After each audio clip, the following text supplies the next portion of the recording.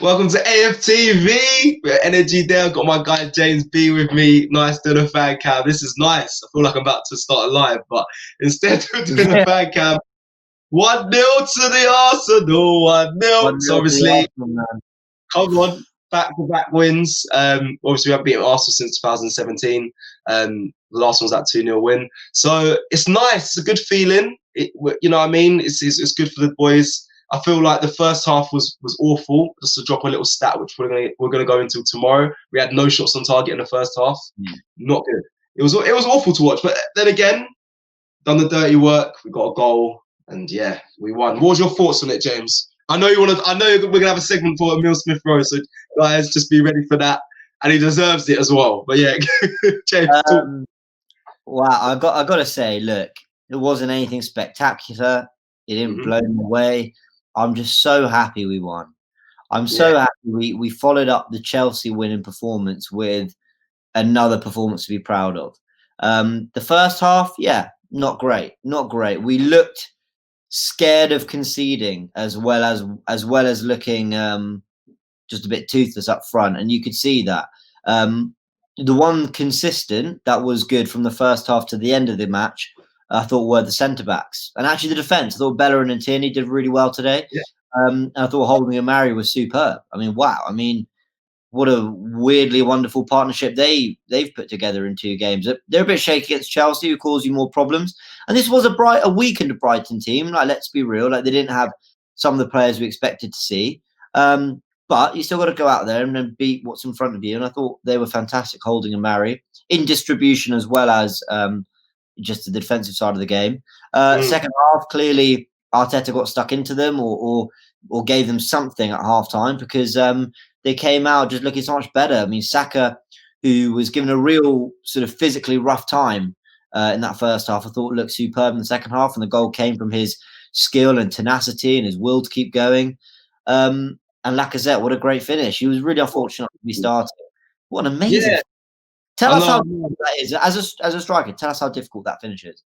Oh, 100% difficult. Do you know what it was? I watched the stream, which was I'd never get to do. So I watched the stream, and DT was obviously talking about the guy. He used the guy to bend it around him to obviously obscure the vision of the goalkeeper.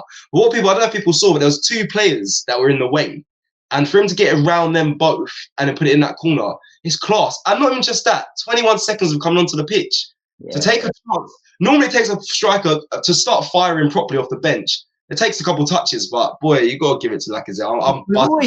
We've always said, me and you, that Lacazette's strength is his shimmy and shot. You know, take a touch, hit it, bam. Just like, don't use this just like without being too cringy. Like, just use your heart and your instinct and just take it on.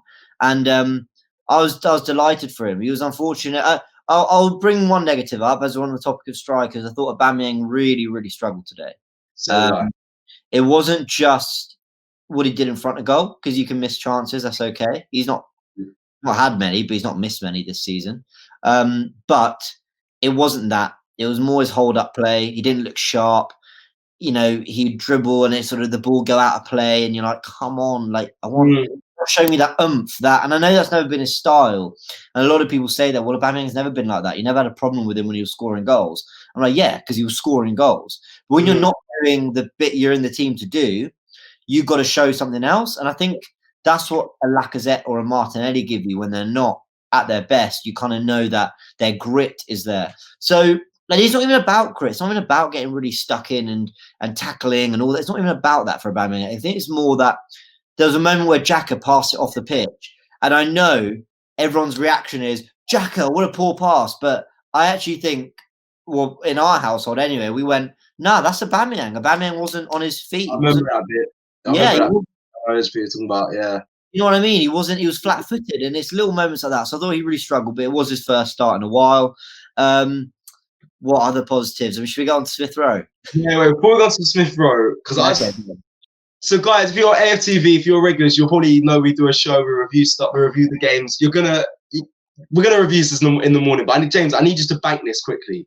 Xhaka dropping into that fullback position again. I don't know why he does, like, against Chelsea he wasn't doing it and he had a great game. This game he was doing it, and I'm not saying he had a bad game, but he wasn't on form of what it was like against Chelsea. But I just need you to bank it. so we can we're gonna break it down tomorrow. No, you're absolutely right. We looked at the average positions of the players against Chelsea, and Xhaka was high up the pitch, and that's what we enjoy because his best attribute is his left foot and his passing range. So I think today he was doing it because Brighton were pressing and condensing the pitch so well that ultimately he had to drop him and El Neni had to keep dropping deeper and deeper to get the ball to try and press it. But that's not what you sign ball playing centre backs for. Marion Holding can progress the ball themselves.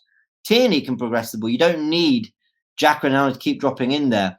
So that was disappointing. But I thought in the second half that changed actually, and we saw Xhaka hanging around much more centrally. Yeah, I definitely think there was an improvement in the second half on that. Right, Emile Smith-Rowe, Mr. James B. I was so impressed. Do you know what? When you were screaming out for him, way when we first kind of started, I questioned it. I was like, really? Do we need Emile Smith-Rowe right now? Boy. Yeah. I mean, don't get me wrong, I'm still Team Saka, but Emile Smith-Rowe, I've got to give it to him. Listen, he had a great game, another consistent performance.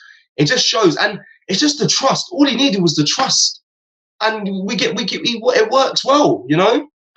Smith-Rowe struggled in the first half. I thought he was doing some good things, like he was showing neat touches, some nice passes. He was showing his quality, but I thought actually he struggled to have a real impact on the game, if that makes sense. Second half, though, some of the 1-2s, some of the balls he played, some of the drives from midfield, the pockets he was picking the ball up in.